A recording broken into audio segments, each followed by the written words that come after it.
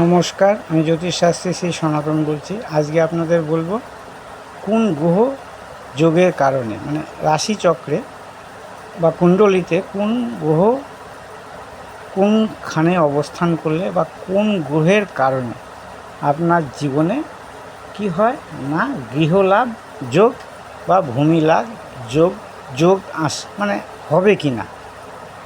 গৃহলাভ যোগ, অনেকে গৃহ থাকে না বলতে ধরুন জন্মগতভাবে অনেকে ভাড়া বাড়িতে থাকে, পরবর্তীকালে তারা গৃহ নির্মাণ করে।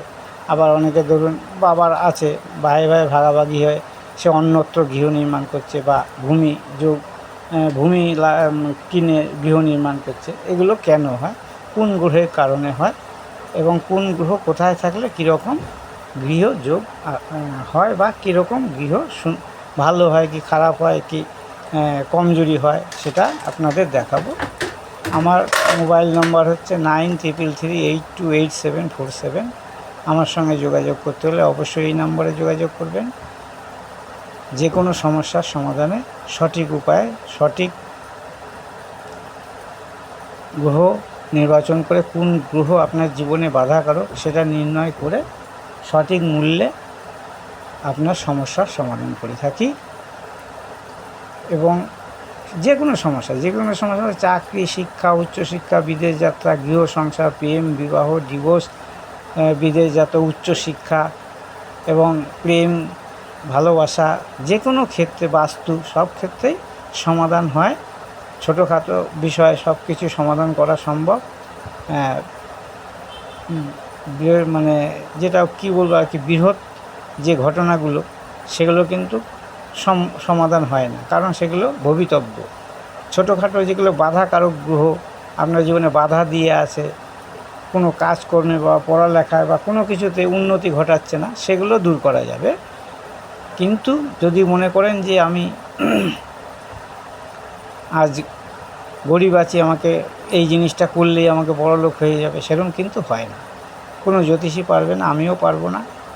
এটা ভবিতব্য, যার জীবনে যেটুকু আছে সে সেইটুকু পাবেই। তবে ছোটোখাটো যে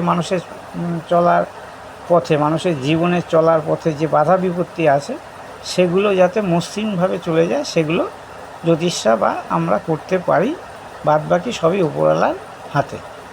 আজকে আপনাদের বলবো গৃহযোগ বা ভূমি যোগ, কীভাবে আপনি গৃহ করতে পারবেন, কীভাবে ভূমি আপনার লাভ হবে কোন গ্রহের কারণে, সেই নিয়েই আজকের আলোচনা। আসুন আপনাদের জানাই গৃহ লাভ যোগ।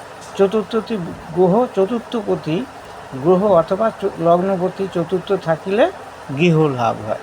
ধরুন এই লগ্নপতি মেষ, চতুর্থপতি গ্রহ যদি চতুর্থেই থাকে, চন্দ্র চতুর্থপতি কর্কেট চতুর্থেই থাকে, তাহলে আপনার এবং এই মানে লগ্নপতি যদি লগ্নে থাকে, মঙ্গল ধরুন লগ্নে আছে, তাহলে কিন্তু আপনার গৃহলাভ হবে।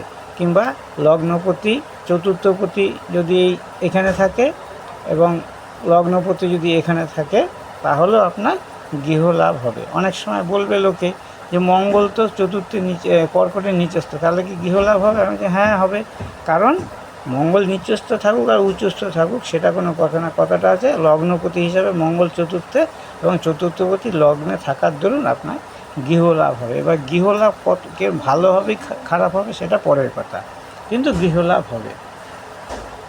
চতুর্থপতি এবং লগ্নপতি উভয় কেন্দ্র থাকিলে বা ত্রিকোণে থাকিলে আপনার গৃহলাভ হবে।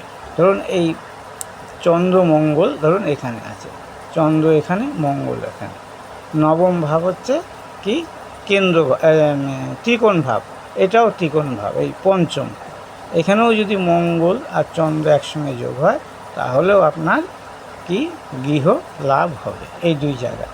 এবং এইখানে থাকলেও, এই যে এখানে থাকলেও আপনার গৃহ লাভ হবে। কেন? লগ্ন হচ্ছে কেন্দ্রপতি, চতুর্থ কেন্দ্রপতি। এবার এখানেও যদি চন্দ্রমঙ্গল থাকে, চন্দ্রমঙ্গল কেন্দ্রে, তাহলেও গৃহলাভ হবে। এখানেও যদি চন্দ্রমঙ্গল থাকে একসঙ্গে, তাহলেও গৃহলাভ যোগ হবে। এটা মেষ লগ্নের পক্ষে, যেহেতু এরা কেন্দ্র এবং ত্রিকোণ, সব লগ্নেরই কেন্দ্র ত্রিকোণ আছে, সেগুলো হিসাবে সেই চতুর্থপতির সঙ্গে এবং লগ্নপতির যে কানেকশন সেটা যেইখানে হবে সেই জায়গা ক্ষেত্র হিসাবে আপনার গৃহলাভ যোগ হবে। এবং চতুর্থপতি যদি বলবান হয় তাহলে জাতকের চতুর্থপতি চতুর্থ থেকে যদি বলবান হয়, ধরুন চতুর্থপতি চতুর্থে রইল এবং সে বলবান হলে কী হবে, জাতকের গৃহ নির্মাণ কিন্তু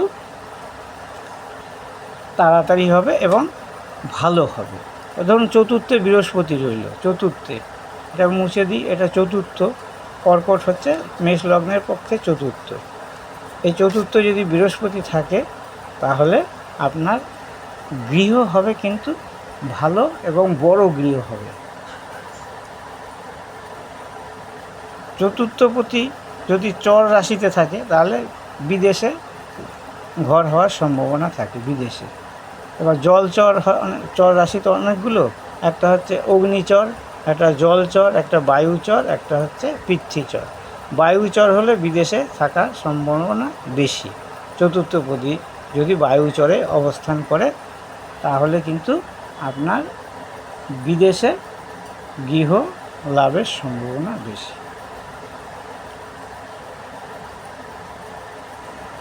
চতুর্থ ভূমি লাভ, এবার আপনাদের বলবো ভূমি লাভ যোগ। এবং চতুর্থে আরও অনেক আছে, আমি আপনাদের এক ভিডিওতে তো এত করা সম্ভব নয়, তবে সবসময় মনে রাখবেন চতুর্থপতি যদি জল রাশিতে অবস্থান করে চতুর্থপতি, তাহলে কিন্তু আপনার গৃহের সামনে বা আপনার বাড়ির সামনে, আপনি যেখানে বাড়ি করবেন সেখানে জলাশয় থাকবেই থাকবে। চতুর্থপতি যদি আপনার কি হয়,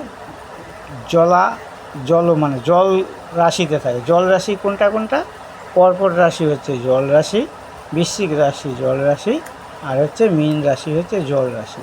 এইসব জায়গায় যদি চতুর্থপতি থাকে তাহলে আপনার যদি চতুর্থপতি হিসাবে বলবান হয় তাহলে আপনার গৃহ হলে সেই গৃহ কিন্তু সামনে জলাশয় থাকবে। এবার হচ্ছে ভূমি লাভ যোগ। চতুর্থপতি বা মঙ্গল, চতুর্থ ভাব মঙ্গল পূর্ণবলী হলে জাতকে বহু সম্পত্তি লাভ হয়। চতুর্থপতি ধরুন লগ্ন এটাই রইল, চতুর্থপতি এখানে রইল, মঙ্গল এখানে রইল, তাহলে কী হবে, চতুর্থপতিও বলবান, মঙ্গলও বলবান, তাহলে আপনার কিন্তু বহু সম্পত্তি লাভ হবে, বহু সম্পত্তি। চতুর্থপতি দশমপতি চতুর্থ, ধরুন চতুর্থপতি, এই চতুর্থপতি বাদ দিয়ে দিলাম, চতুর্থপতি যদি দশমে থাকে, চতুর্থপতি চন্দ্র দশমে, এই যে এখানে মকরে, এবং দশমপতি যদি চতুর্থে থাকে, এইখানে শনিদেব যদি চতুর্থে থাকে এবং মঙ্গল পূর্ণবলী হলে, ধরুন মঙ্গল এখানে আছে পূর্ণবলী, এখানে মঙ্গল পূর্ণবলী হলো, তাহলে জাতক বা জাতিকার কিন্তু বহু সম্পত্তি লাভ হবে।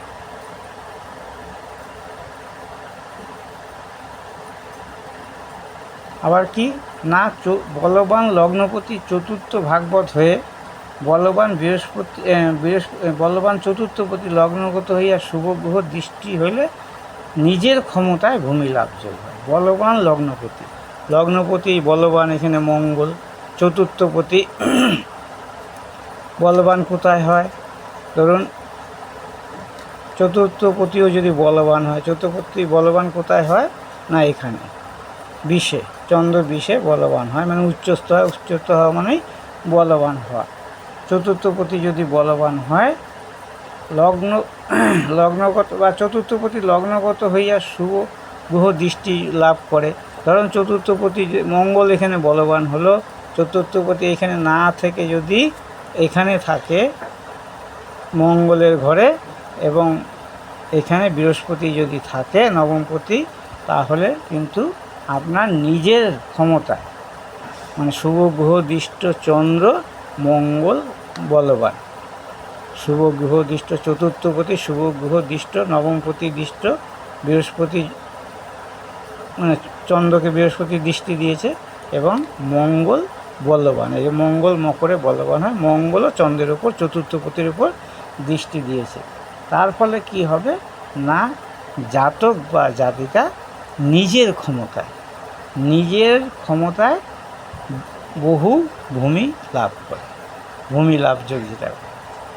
এইভাবে যদি আপনারা বিচার করেন তাহলে আপনাদের বিচারের ভাব যে সেগুলো ভালো মিলে যাবে এবং বাস্তবে মিল হবে। এবং যাদের দেখবেন রাশিচক্রে এইসব যোগগুলো আছে তারা দেখবেন অনেক ভূমি বা বাড়ি গৃহ সম্পত্তি তাদের অনেক আছে। এগুলো দেখলেই বোঝা যাবে যে তারা গৃহের মালিক। অনেকে দেখেন না, আপনি গেলেন কোনো জ্যোতিষের কাছে, সেই হঠাৎ আপনাকে বললো আপনার এই গৃহের মালিক আছেন, এই রকম গৃহের মালিক বা এরকম গৃহের মালিক আপনি, আপনার বহু সম্পত্তি আছে। তখন আপনি হয়তো বললেন যে হ্যাঁ আছে। সে কি দেখে বলল না, এই যোগগুলো দেখে বলল। এই হচ্ছে জ্যোতিষশাস্ত্র। জ্যোতিষশাস্ত্র নিয়ে যারা আগ্রহী, যারা পড়াশোনা করছে, যারা জ্যোতিষশাস্ত্রে প্রফেশনে বসে নতুন তাদের পক্ষে এই ভিডিওটা খুবই ভালো হবে। এবং চতুর্থ ভাব বিচারের যে ধারাগুলো আমি ছোটোভাবে আপনাদের দেখাচ্ছি, এগুলো কিন্তু বুঝতে পারলে আপনারা ভালো প্রেডিকশন করতে পারবেন। আমার ভিডিওটা যদি ভালো লাগে অবশ্যই লাইক, শেয়ার, কমেন্ট করবেন এবং আমাকে সাবস্ক্রাইব করবেন, যাতে নতুন ভিডিওগুলো আপনাদের কাছে পৌঁছে যায়। আজকে এই পর্যন্তই, নমস্কার।